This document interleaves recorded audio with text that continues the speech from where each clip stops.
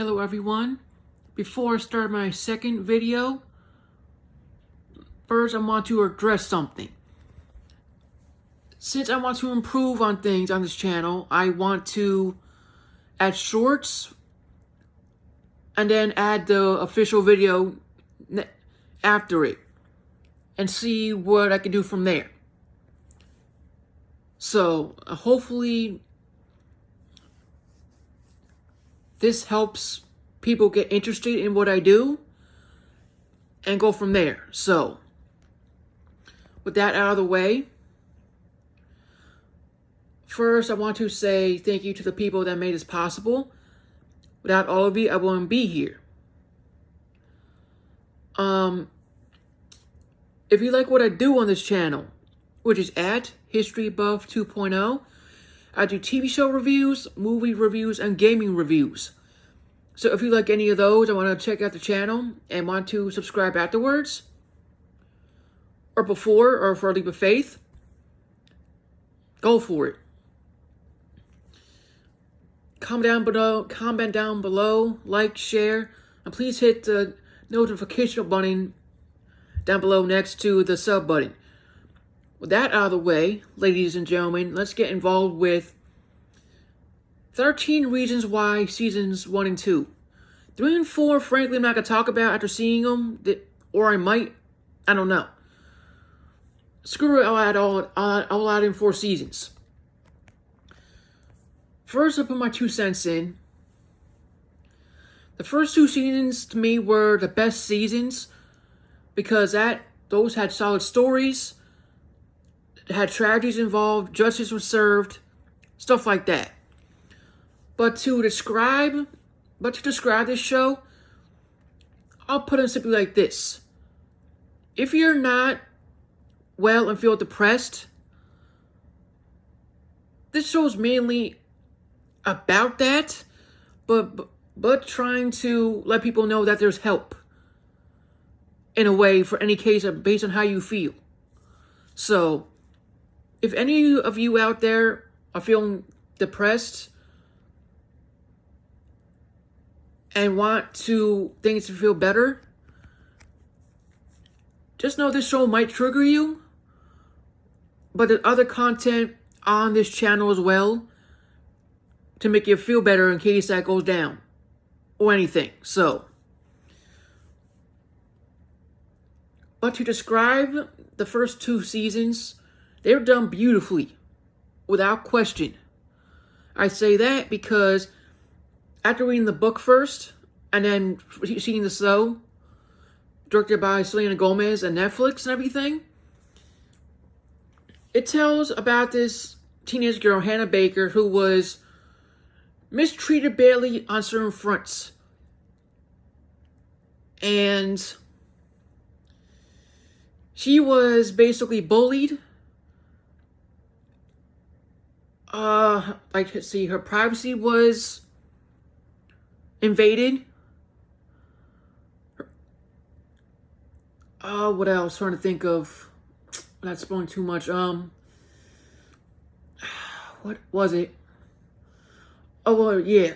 And being sexually raped in the process by a bully. And friends turning her back on her.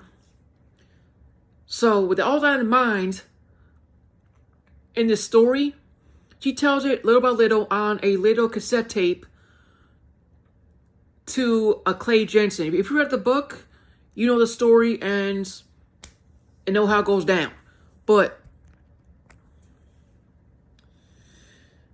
basically, Clay's on a mission after Hannah basically offs herself. I'm not going to say how because it's very disturbing, much as it is, after feeling, I guess, not wanted and wasn't helped at the school enough where she attended. But Clay gets these tapes, and after listening to all of them, she gives hints, locations, how she felt during that time, the person who basically did her wrong. And pretty much after Clay finds out little by little what happens, he's not the same person as he was at the beginning of the season. He understands Hannah's pain. He loved this girl very much, but felt like he didn't do enough. And he felt guilt and everything else, and he suffered depression and all that, anxiety, you name it. Any person can suffer through that, those things. It's just a matter of getting help and how to not to get to that tipping point again. But I'm digressing here.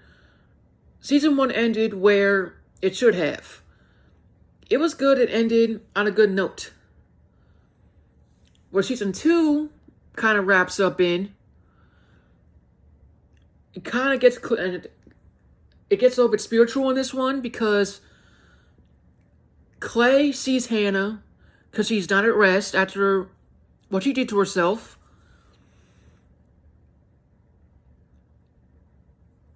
And the song, The Night We Met, I believe it is, that song is played here in this series, and he did it perfectly. And the season intro should ended right here, but he wanted to end in 3 and 4. So,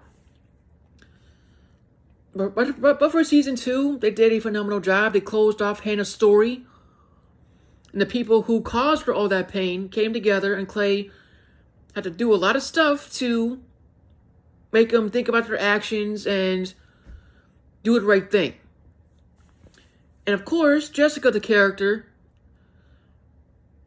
she was defiled too, in a way, when her boyfriend's friend just didn't want to listen and just did it. It's very messed up in a lot of ways. It's plus other situations. I believe it involved drug use as well. That, and plus depression and everything else. So, based on season 1 and 2, this show was 10 out of 10 without question. Easy. And basically want to help people not get to that point. If that person was in the show, and basically,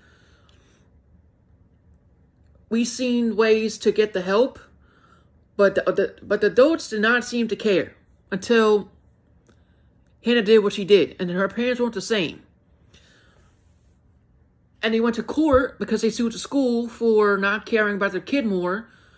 After she went to the counselor's office, friends and all that other stuff, and didn't seem to work out, Mr. Porter basically had to suffer the consequences too during that trial.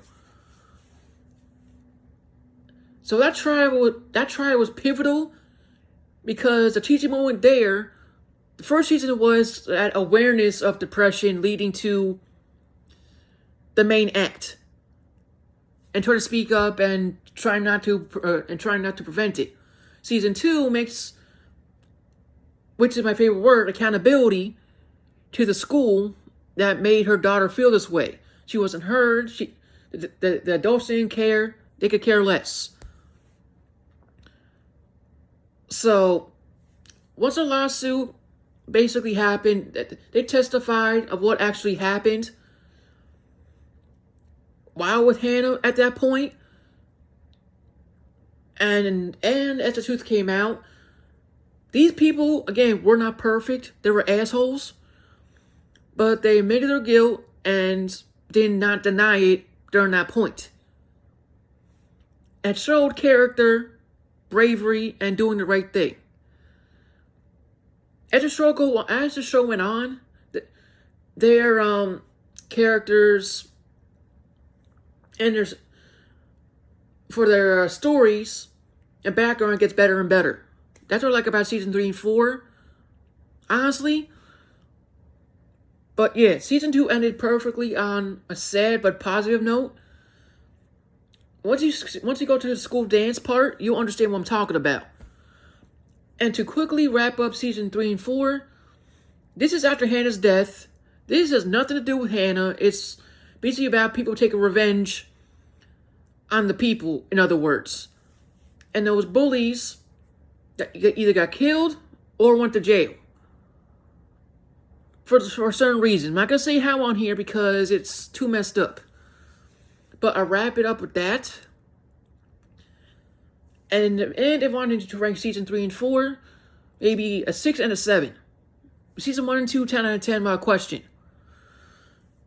But other than that, I wrap it up here. And thank you to all of you that made this possible. Without all of you, I wouldn't be here.